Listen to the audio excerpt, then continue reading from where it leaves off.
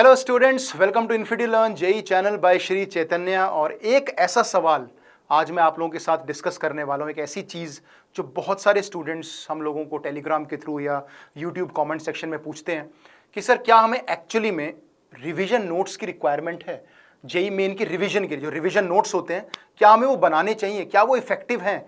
और अगर बनाने हैं तो कैसे बनाने हैं, क्या तरीका है बनाने का। इसके बारे में आज मैं एक छोटा सा सेशन लेकर आया हूं which will be helpful for all of you. ठीक है, तो सभी बच्चों का स्वागत है इन्फिनिटी लर्न जेई चैनल पे। जल्दी से फटाफट इस सेशन को शेयर एंड लाइक जरूर करना and do subscribe to our channel. तो बेटा रिवीजन नोट्स देखो, जब मैं पढ़ाई करता था, जब मैंने जेई की तैयारी की थी, तो मेरी एक आदत बन गई थी कि जब मैं कोई भी चैप्टर की तैयारी कर रहा हूँ या चैप्टर पढ़ रहा हूँ, हालांकि अभी तो आपके पास बहुत कम टाइम बचा हुआ है, आप अभी कहीं ना कहीं रिवीजन कर रहे होंगे, तो जब भी आप रिवीजन भी कर रहे हो या मे बी कोई चैप्टर पढ़ रहे हो पूरा डिटेल में, तो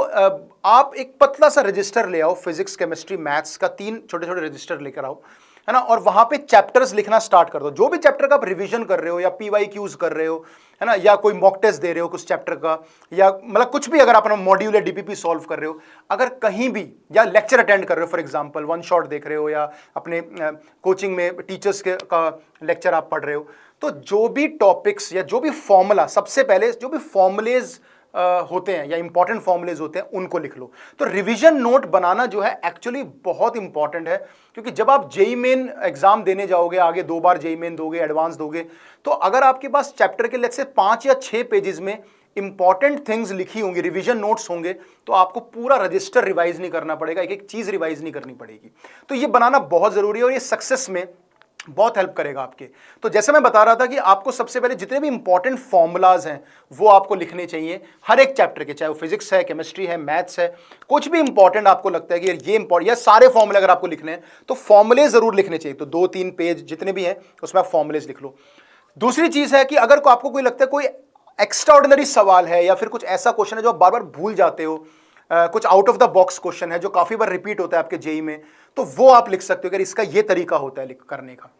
है ना। उसके अलावा कोई शॉर्टकट अगर आपके टीचर्स ने आपको बताया हो, या आपने यूट्यूब से पढ़ा हो, या कहीं भी आपने सुना हो, अपने दोस्त ने बताया हो, तो आपको लगता है इस चैप्टर में ये शॉर्टकट यूज होता है या ये इंपॉर्टेंट फॉर्मुलेज हैं जो डायरेक्टली फॉर्मूला यूज हो जाता है, तो वो आपको जरूर लिखने चाहिए। तो मेरा कहने का मतलब है कि ये जो छोटी छोटी चीजें आप लिखोगे, सारे फॉर्मुलेज जो बेसिक फॉर्मुलेज हैं, या कुछ ऐसे शॉर्टकट्स हैं जो डायरेक्टली आपको यूज करने पर आंसर्स आ जाते हैं, या कोई ऐसा एक्स्ट्राऑर्डिनरी सवाल है, आउट ऑफ द ब्लू सवाल, आउट ऑफ द बॉक्स सवाल है जो काफी बार आप भूल जाते हो या आपको ध्यान नहीं रहता प्रोसेस, है ना, तो इस तरह के क्वेश्चन, या फिर बिल्कुल कोई बहुत ट्रिकी सवाल है ना, जो मतलब जिनकी फ्रीक्वेंसी काफी ज्यादा है पूछे जाने वाली, तो ऐसी ऐसी चीजें आप अपने फिजिक्स केमिस्ट्री मैथ्स की रिस्पेक्टिव नोटबुक्स में लिख सकते हो। और इससे फायदा ये होगा कि आपको पूरा चैप्टर रिवाइज करने की जरूरत नहीं पड़ेगी। जब आप एंड में जाओगे, आप वो इंपॉर्टेंट फॉर्मूलाज या शॉर्टकट्स या ट्रिक्स या कोई ऐसे सवाल जो थोड़ा हमारे दिमाग में नहीं रहते हैं, या मे बी हमें कई बार हम भूल जाते हैं, यार ये सवाल आया था एक टेस्ट में, या सर ने हमें कराया था, या हमने कहीं देखा था,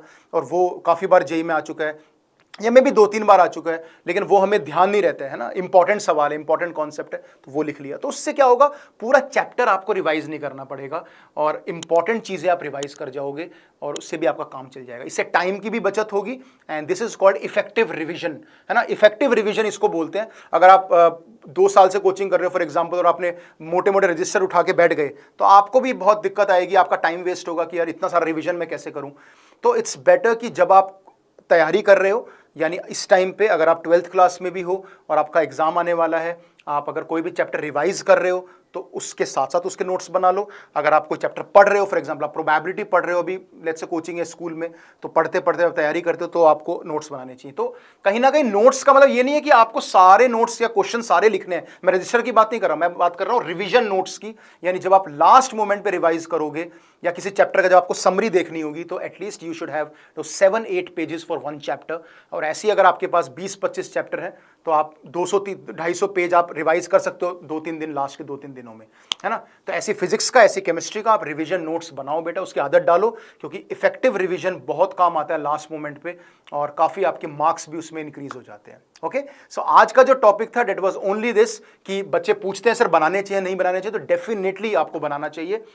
और रिवीजन में बहुत ज़्यादा काम आएंगे अल्टीमेटली आपको, मतलब क्योंकि बच्चा ढूंढता है कि रिवीजन कहाँ से करे, तो हम बोलते हैं क्वेश्चंस के थ्रू रिवाइज कर लो, मॉक टेस्ट या टेस्ट सीरीज के थ्रू रिवाइज कर लो। बट अगर आपके पास मेन फॉर्मूलाज होंगे, मेन क्रक्स होगा चैप्टर का, मेन चीज़ें आपने लिख रखी होंगी, तो मुझे लगता है आपका कॉन्फिडेंस काफ़ी हाई होगा और बहुत जल्दी भी रिवीजन हो जाएगा, है ना। तो प्लीज़ इन चीज़ों को इनकॉर्पोरेट करो अपनी लाइफ में, और अगर आपने अभी तक रिवीजन नोट्स नहीं बनाने शुरू किए तो प्लीज़ आज से बनाना स्टार्ट कर दो, ठीक है। Thank you so much and please share and like this session and do subscribe to our channel. ऐसे सेशंस के साथ मैं आप लोगों से लगातार मिलता रहूंगा। थैंक यू बेटा।